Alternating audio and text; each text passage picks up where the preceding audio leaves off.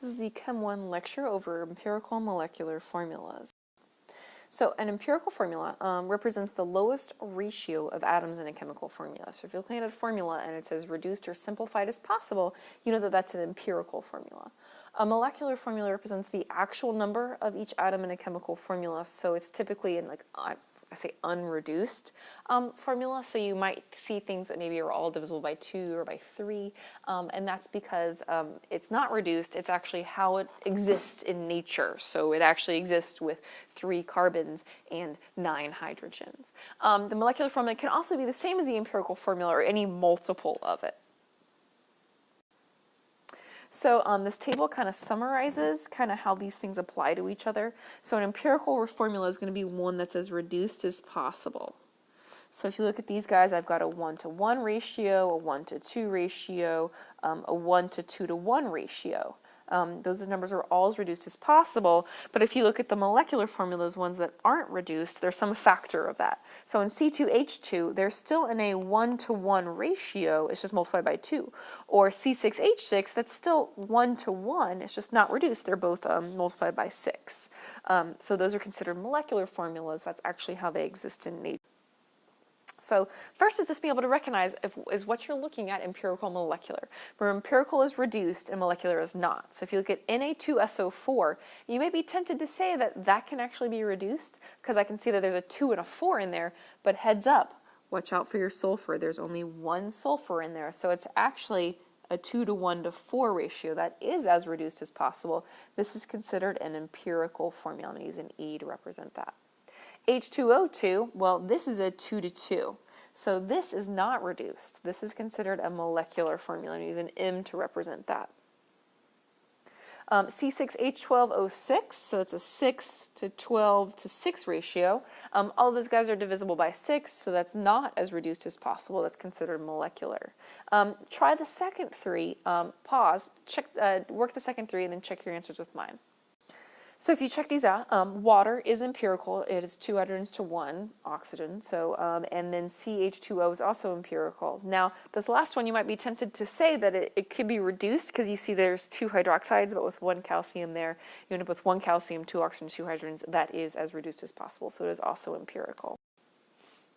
We're going to go through the steps of calculating an empirical formula, and the directions are really long. Oftentimes I feel like it's a lot easier if you just see a worked out example. But first step, you're going to take whatever you're given and convert it to moles. Then you're going to have to determine this thing called a mole ratio, because really a formula is just a ratio of your elements. So you're going to take the number of moles and you're going to divide it by the smallest number of moles. And then if that does not produce a whole number ratio, you will have to multiply them to make a whole number. You never see a formula with a coefficient of a decimal number. You've never heard of H 1.502. They're always whole numbers, so you will have to multiply it to make it whole. And then use those ratios as subscripts in your formula. There is a little rhyme to help you remember the steps. Percent to mass, mass to moles, divide by smallest, multiply till whole. If you want a little jingle, that works. That is not in your notes, so if this is something you want to write down, you may want to pause to get that written into your notes. Let's check out the first example. A compound is 12.69% aluminum, 19.73% nitrogen, and 67.57% oxygen. What is the empirical formula of the sample? So I know this compound contains 3 elements, aluminum, nitrogen, and oxygen. So the first thing I need to do is take the percent and write it as a mass. So I've got 3 things. I've got aluminum here, and I know it's going to be 12.69. So instead of percent, I'm going to write grams of aluminum. And I need to convert it to moles. So grams to moles, so that's just molar mass off your periodic table. It's going to be 26.98 grams for every 1 mole. Divide that out. Now, this number, we're going to do some more math with it, so I don't want you to use the least number of sig figs. Go ahead and round it to at least, I say 3 or 4 decimal places. Since we're going to continue to do math with it, you don't want to round too soon. So you get 0.4703 moles. Now I'm going to do the same thing with nitrogen and oxygen. So next I have nitrogen. And let's see, it's 19.73, so let's just assume it's out of 100 grams, so we can say 19.73 grams of nitrogen. Now we don't need to worry about nitrogen being a diatomic because it is part of a compound, so it's just N. And if you look it up on your periodic tables, it's 14.01 grams per mole. So you do that math and you're going to get 1.408 moles. And last, we've got oxygen. And it's going to be 67.57 grams of oxygen. Same thing, don't have to worry about that diatomic thing. Just use straight up off the periodic table, 16 grams for every 1 mole. And we're going to get 4.223 moles. 4.223 moles. So here's our ratio, 0.4703 moles of aluminum for every 1.408 moles of nitrogen for every 4.223 moles of oxygen, but we can't use those numbers in a formula. Those don't make any sense. So we need to figure out the lowest whole number ratio. The easiest way to do that is to take all three of these numbers and divide them by whichever one is the smallest. So I check out all three numbers, and the smallest number is at 0.4703 moles. So I'm going to divide each of these by 0.4703.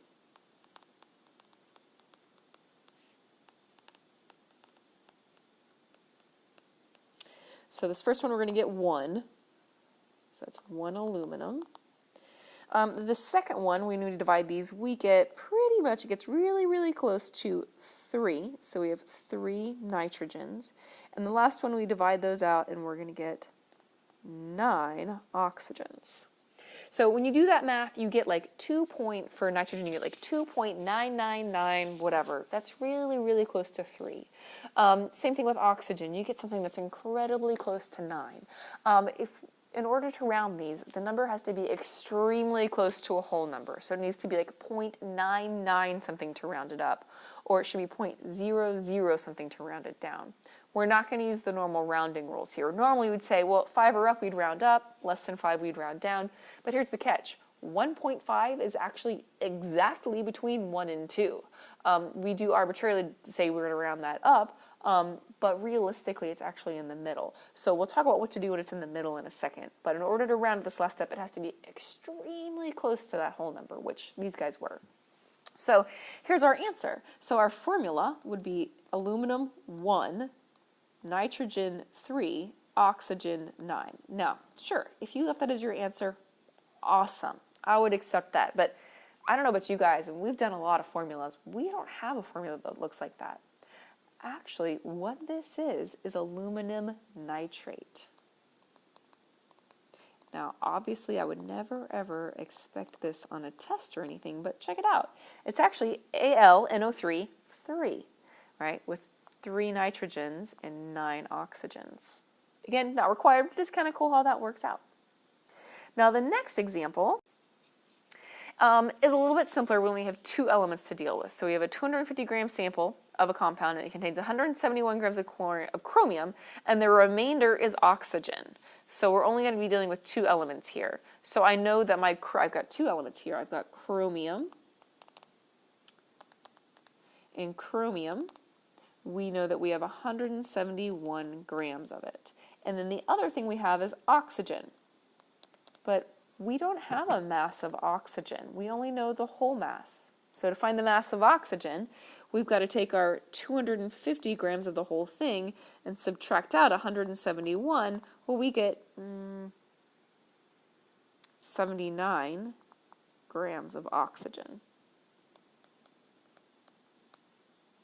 So, just like we did before, we got to take grams to moles. So chromium, check it out on your periodic tables. It's 52 grams for every 1 mole.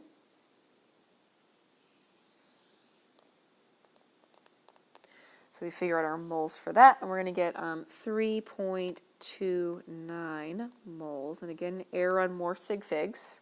And then oxygen, let's see, it's 16 grams for every 1 mole.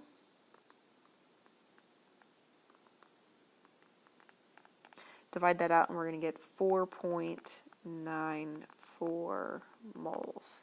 So at this point, we need to figure out our ratio. We have less chromium, so we're going to divide both of these guys by our mass of chromium. So divide both of these guys by 3.29. So we'll get 1 here. And divide this guy by 3.29 also. Here's the catch. We're going to get 1.5. So there's that situation where we can't round that. That is actually not close enough to round to a whole number. The only other option we have is to multiply by something to turn it into a whole number. So what can we multiply 1.5 by to make it a whole number? Well, we can multiply it by 2. Whatever we do to one, we've got to do to the other. So we have to multiply them both by 2. So we're going to get 2 chromiums for every 3 oxygens. Multiply by a whole number. So we're going to get chromium 2, oxygen 3 as our answer. Now, as far as these numbers that you are going to have to multiply to make it a whole number, we're going to make sure in our class we keep it pretty simple. If it were something like 0.5, something that's a half, you're going to have to double it. If it were something that was 0.25, you would have to multiply it by 4, since that's 1/4.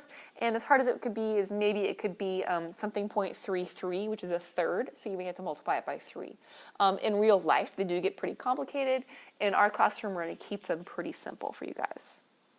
Now, the other thing we're going to talk about today is molecular mass. So remember, molecular formulas are unreduced. There's some factor of that. So you are going to have to deal with figuring out, once you get the empirical formula, what we need to do to figure out what that unreduced formula is, or what we need to multiply it by, right? So we've been finding the empirical formula. Well, we're going to have to multiply it by some factor to get that molecular formula. So in our first molecular formula example, hydrazine has a molecular mass of 32 grams per mole. So that's the mass of the molecular formula, that unreduced mass. The ratio of nitrogen to hydrogen is 1 to 2. So this is actually going to be our empirical formula here.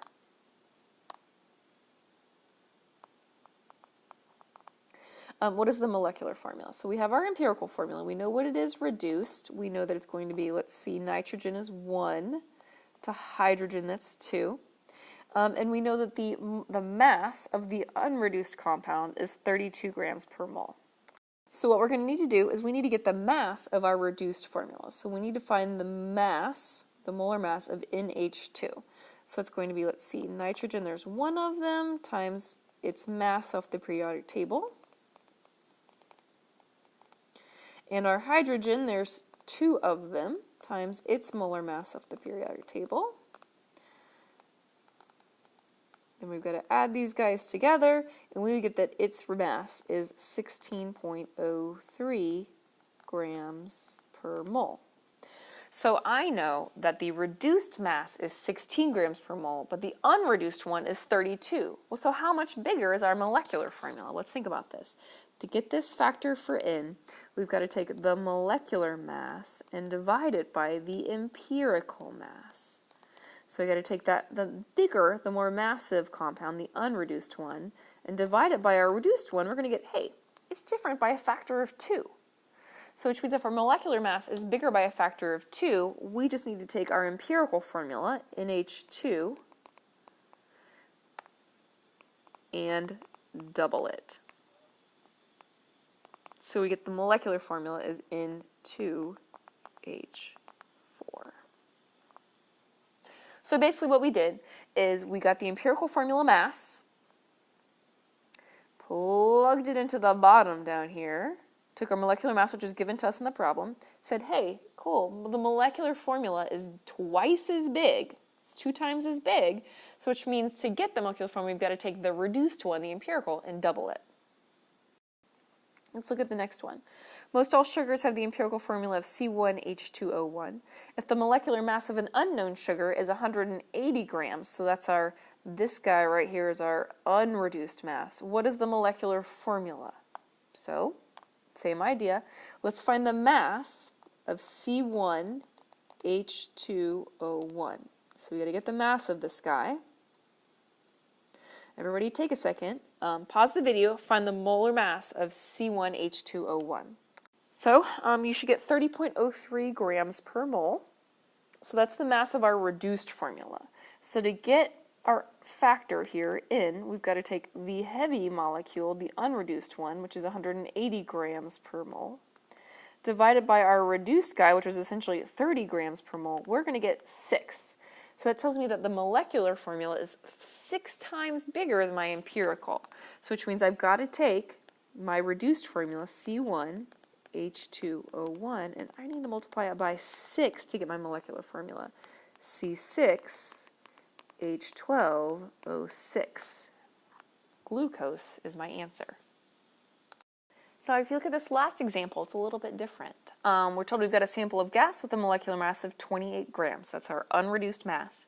If the sample contains 2.143 grams of carbon and 0.358 grams of hydrogen, find the empirical formula, or reduced formula, and then find the molecular formula, or unreduced. So in this problem, we're actually going to have to do both things. Find the empirical formula.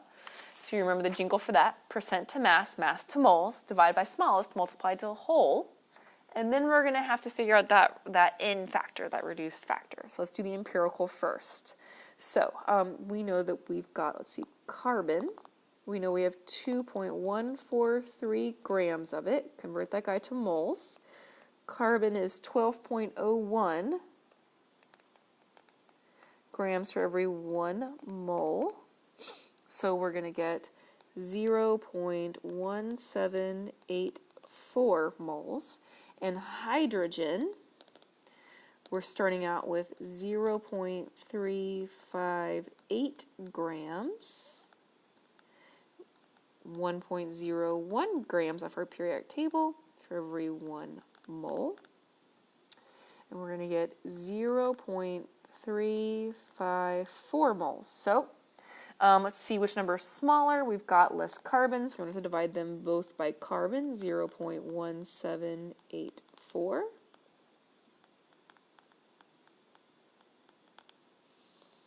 So we're going to get 1 carbon. And my hydrogens, I'm going to get 2 hydrogens. So here's my empirical formula. My empirical formula is C1H2. So my reduced formula contains 2 hydrogens for every 1 carbon. So next I need to find the mass for that. So scooch down a little bit.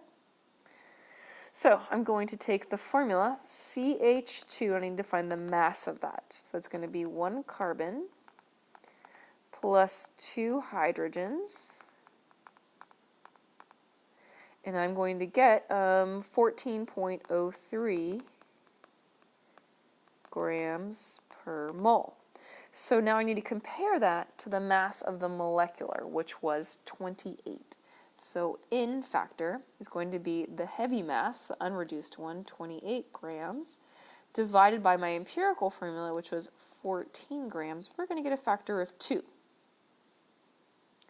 So that means my molecular formula is going to be CH2 times 2. So we're going to get C2H4.